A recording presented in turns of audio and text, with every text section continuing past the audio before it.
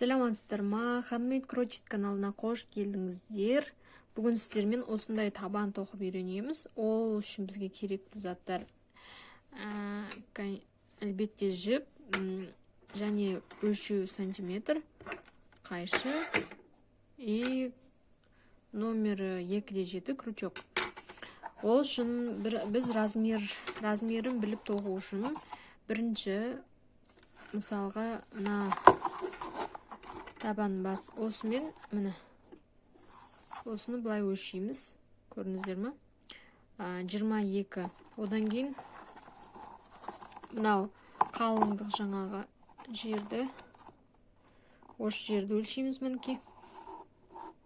Көріп тұрғандарыңыз, міне осы жерді өлшейміз. Одан кейін осы ұзындықтан біз осы мына жақты өлшеген жерін азайтып тастаймыз. Сонда біздің ұзындығымыз 22 болды ма, ал ені 8 болды, иә. Сол 8-ді азайтып тастасақ, 14 болады. Мен 14, одан кейін 14 болатындай бір жаңағыдай міне воздушный петля ма, осындай воздушный петлядан 34 тердім. Мысалы сантиметрмен қарасаңыздар, міне менде 14 болып тұр, көрдіңіздер ме? Сіздердің жіптеріңіздің қалыңлықтарын білмеймін, кейбіреуінікі жұқа болуы мүмкін, кейбіреуінікі қалың дегендей. Соған байланысты міндетті түрде жаңағы аяқтың ұзындығын өлшеп, енін азайтып тастағаннан кейін, сол қанша сантиметр шығады, сол сантиметрді жіппен тоқып алып өлшеңіздер. Ол міндетті түрде.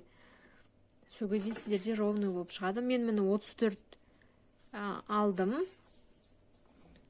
Осы 34-ке тағы да для подъема бір петля қосамын, 35 болды, яғни. Ал енді столбик без накида осы жерде біздікі 34 болғаннан, оны 2-ке бөлеміз, 17 столбик без накида тоқып шығамын. Ал қалған 17-сін столбик с одним накидом тоқитын боламын. Міне үшеу тоқып көрсеттім. 4-еу, 5-еу, 17 болғанға дейін өздеріңіз тоқып шығыңыздар. Мінекей 17 тоқып болдым. Енді қалғанын столбик с одним накидом тоқитын боламыз. 1, 2,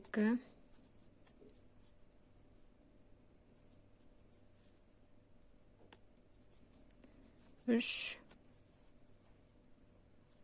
4. Осылайынан 17-сіне дейін тоқыңыздар. 17-сіне келген кезінде мен сіздерге ары қарай қалай тоқитынын көрсетемін. Мінекей 17-сіне келдім. Мен 16 столбик с одним накидом тоқып шықтым. Енді мына осы біреуіне алып, осы біреуіне бір ілмек жаңағы столбик с одним накидом 7 тоқимыз. Осы мына біреуісіне міне біреу, 2, 3,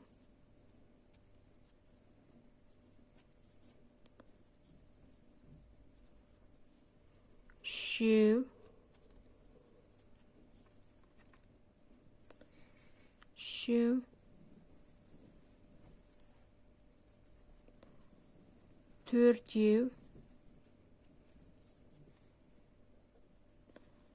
5, 6,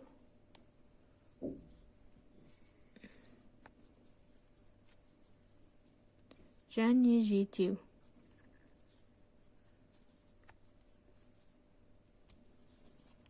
Жетеуін тоқыдым. Енді дәл мынау мына тұр ғой, мына жаңа тоқылған, осыған кіргізіп тағы да 16 столбик с одним накидом тоқимыз. Дәлме-дәл кіргізіп тоқыңыздар, себебі біреуі қалып кететін болса, ол үлкен роль играть етеді. Мен тіпті мына жерде біреу қалдырып кеткен сияқтыны көрдіңіздер ма? Осы жерде мұқият болыңыздар. 16 болса 16 тоқыңыздар. Өйткені қалып кеткен жағдайда уже қисайып, жаңағыдай басқаша болып, кішкене дұрыс болмай шығып қалуы мүмкін. Ондай нәрсе менің практикамда болған. Сол себепті сондай болмас үшін әбден мұқият болыңыздар. Осы первый ряды ғана сондай бір кішкене мұқияттау болу керек. Әйтсе қалып кетсе, біреу қалып кетсе, кейін ол қисайып қалады да. Кейін уже қанша оны түктесең де орнына келмейтін болады. Міне соңына дейін 16 жаңағы мынаяқта міне столбик без накида тоққан жерге дейін, мына шетке дейін, яғни тоқып алып келіңіздер. Қалғанын тағы да көрсетемін. Міне столбик с одним накидом тоқып бітірдік. Енді қалған 17-шіне жеткенге дейін столбик без накида тоқып шығамыз.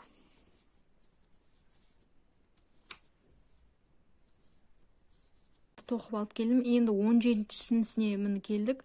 Осы жерге мына ілмекке біреу, міне екеу және үшеу без накида столбик тоқимыз да, мына жіпке, көріп тұрғандарыңызда, мына жіпке міне салып кіргізіп біріктіреміз. Ал келесі екінші ряд түгелімен мына 7 столбик с одним накидом тоқыдық қой. Осы жерге дейін столбик с одним накидом тоқып алып келесіздер. Ал арғарай қалай тоқитын көрсетемін.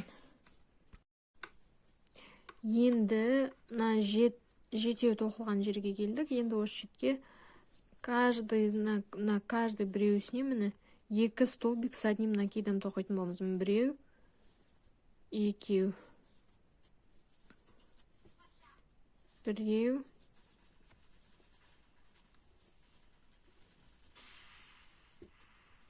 екеу. 1, 2, 3, 4, 5, 6, 7. Жетеу тоқып шықтық.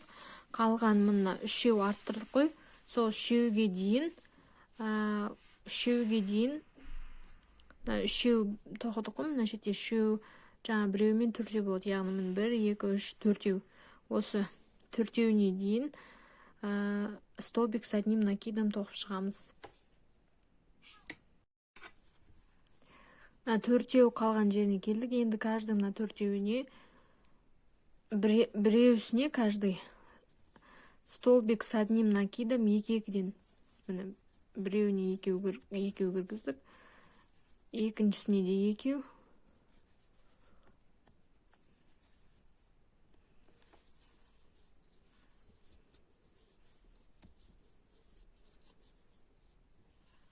Үшіншісіне де екеу.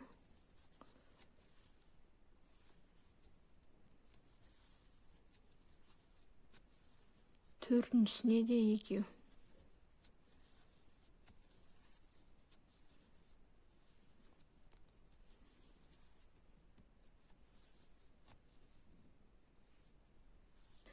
Енді мені біріктіріп, 1, 2, 3 воздушный петля алып, столбик с одним накидом каждыйсына тоқып шығамыз.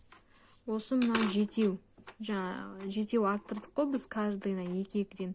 Сол жерге дейін әкеп тоқимыз. Бұл жерде каждыйсына жаңағы арасына біріншісіне 2 столбик с одним накидом тоқсақ, біреусіне біреу, келесіне екеу, солай чередовать ететін боламыз.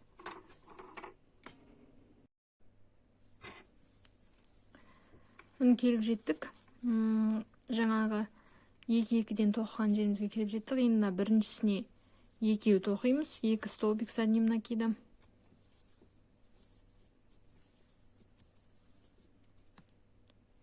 Екіншісіне біреу, келесіне екеу,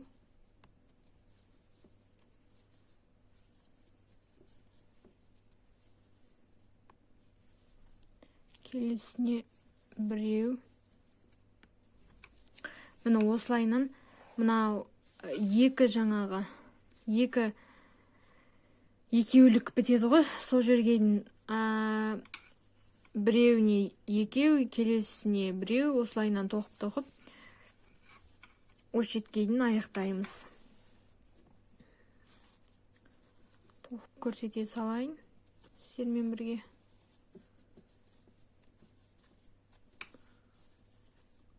Біреу, екеу мына жерге.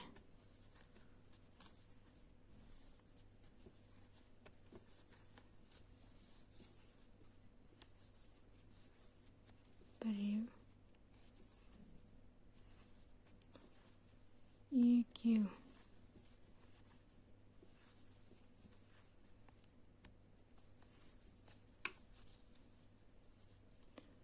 Біреу,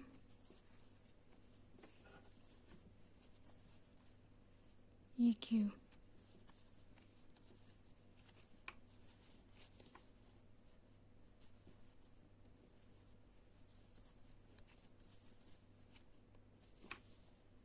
Соңғысы міне біреу болып аяқталынады. Енді қалғанын сіздер мынау екі арттырма жерге дейін өздеріңіз тоқып алып келіңіздер. Соң қалғанын тоже осы шеттен бастап көрсетемін. Міне арттырмаларға келдік. Енді осы арттыратын жерлер жаңағы екеу тоққан жерге жаңағыдай біреусіне 2 столбик с одним накидом тоқимыз. Міне біреусіне 1 столбик с одним накидом тоқимыз. Келесіне екеу,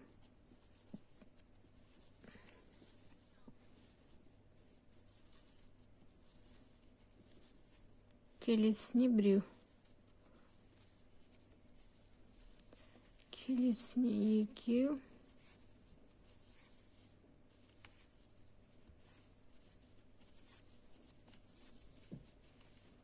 келесіне біреу, келесіне екеу,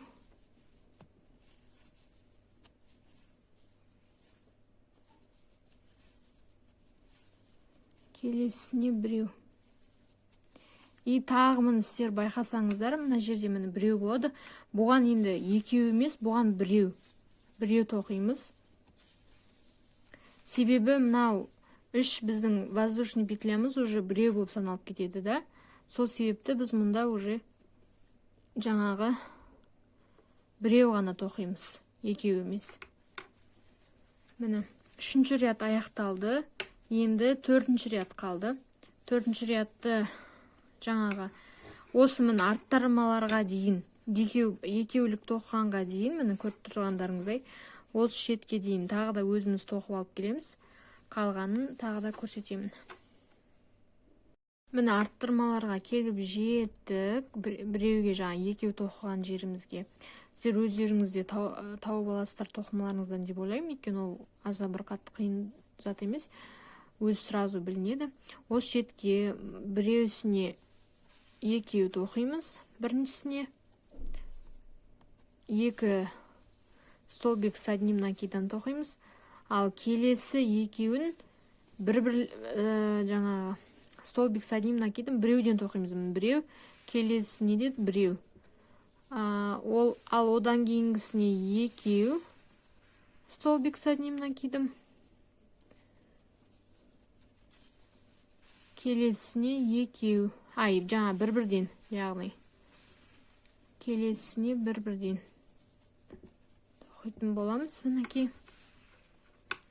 Енді жаңағы осылайынан мынау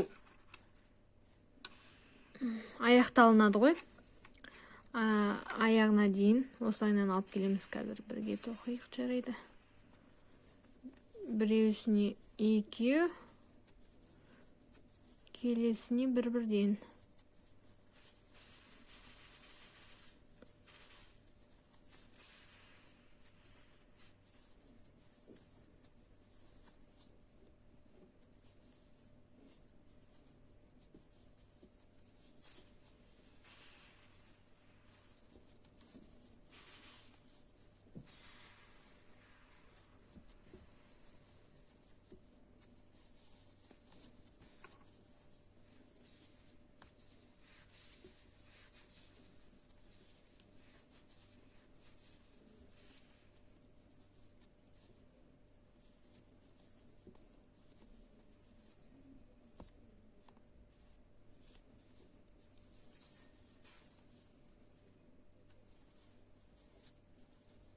Енді біреу қалды міне. Біреусіне 1 столбик. Екеу дегенім. Көрдіңіздер ме? Соңғы екеулігі қалады ғой. Міне сол уақытта біреусіне, яғни 2 тоқылады, келесіне уже біреу тоқылады да, болды, аяқталынады сонымен. Сонымен қалғаны уже қалғандардың бәріне столбик с одним накидом тоқылады да. Тек мына арттырма екеулік басталады ғой, сол осы жерге дейін ғана. Осы жерден қайтадан мына жерде тоқығанымыздай біреуіне 2, келесі 2 бір-бірден солай тоқимыз. Осы жерге қазір осы жерге келген кезде тағы да көрсетемін.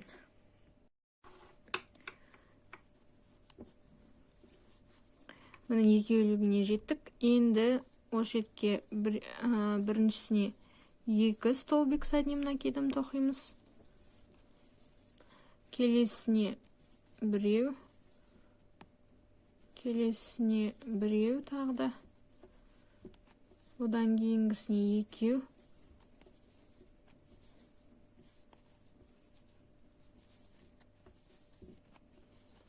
Келесіне 1. Келесіне 1 тағы да. Одан кейінгісіне 2.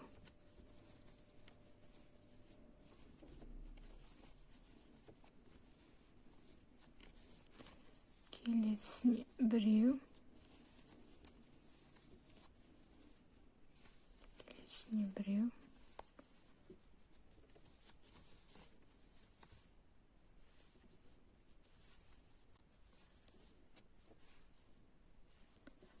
Келесіне 2. Мына жерде бір-бірден 2, мына жерге тағы да 1 және 1.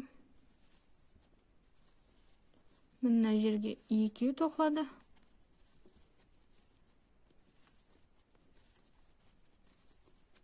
Және соңғысы міне 1. Сонымен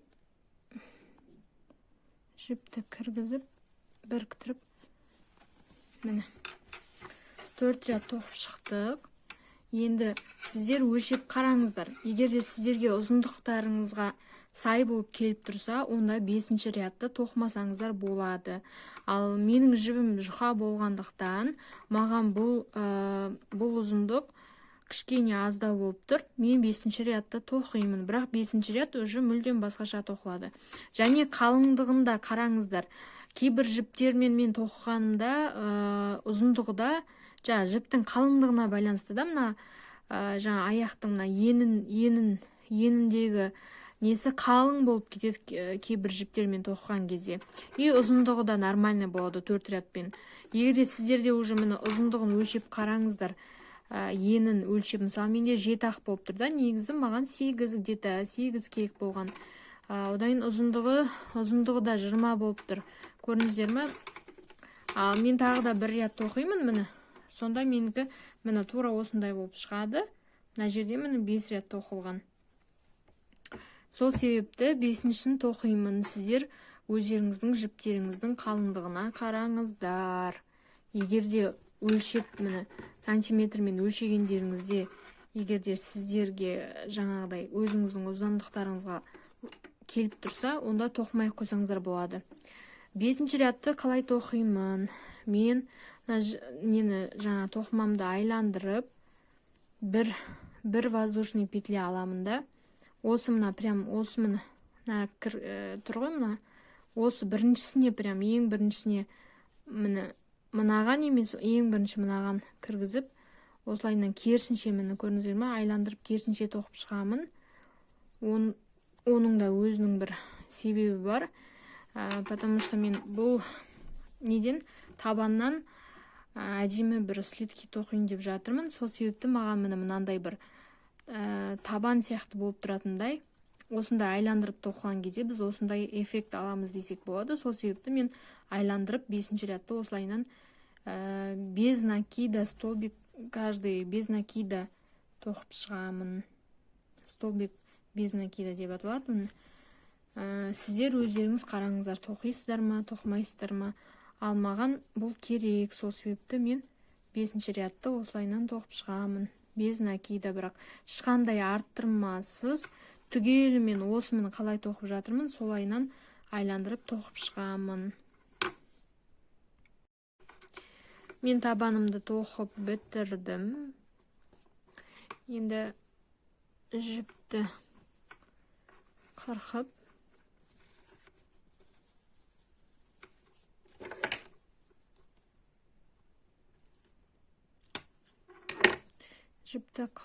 шығарып, жақсылап тартып,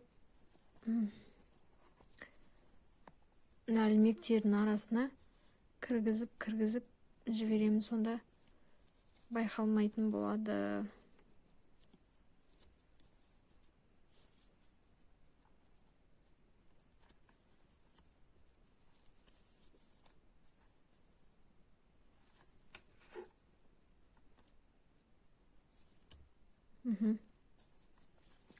Міне, менің 2 табаным да дайын болды.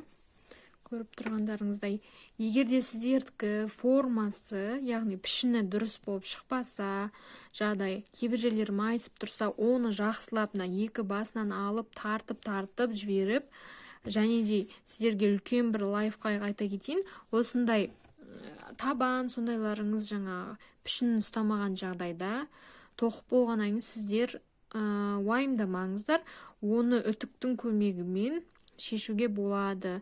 Яғни үтіктің ыстығын бірақ байқаңыздар, өйткені шерсть болатын болса, ең жаңағы бірінші қалай айтсам болады, ең низкий, яғни ең төмен ыстықта басып, оң жағынан емес, теріс жағынан басып булап үтіктеп жіберсеңіздер, міне формасы тіп-тік болып, осылайынан түп-түзу болып шыға келеді. Бұл үлкен бір сондай лайфхак. Ал енді сұрақтарыңыз болса, маған қоя кетіңіздер. Менің каналыма тіркелуді ұмытпаңыздар. Келесіде осымен табаннан өте әдемі сондай слитки тоқитын боламын. Сол себепті каналыма тіркелуді ұмытпаңыздар. Және де лайк басыңыздар. Егер де сұрақтарыңыз болса, комментарий жазсаңыздар болады.